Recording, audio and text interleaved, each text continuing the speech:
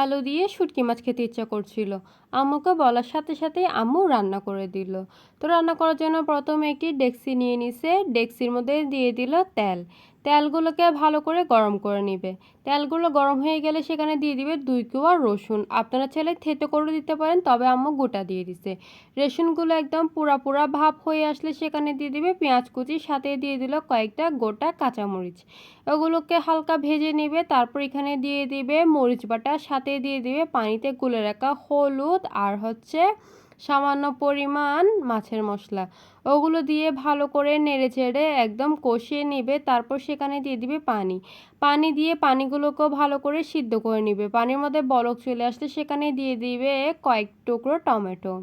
আম্মা একটু বেশি করে দিয়েছে, কেননা শুটকি মাছের টমেটো খেতে অনেক বেশি ভালো লাগে। আপনারা চাইলে কম করে দিতে পারেন। তারপর এগুলোকে ভালো করে নেড়েচেড়ে রান্না করে সেখানে দিয়ে দিবে শুটকি মাছ। শুটকি মাছগুলো কিন্তু ভালো করে ধুয়ে পরিষ্কার করে নিয়েছে আম্মু। তারপর দিয়ে দিবে আলুগুলো দিয়ে এগুলোকে ভালো করে উল্টে পাল্টে নেড়েচেড়ে নিবে। তারপর এগুলোকে ঢাকনা দিয়ে কিছুক্ষণ রান্না করে নিবে।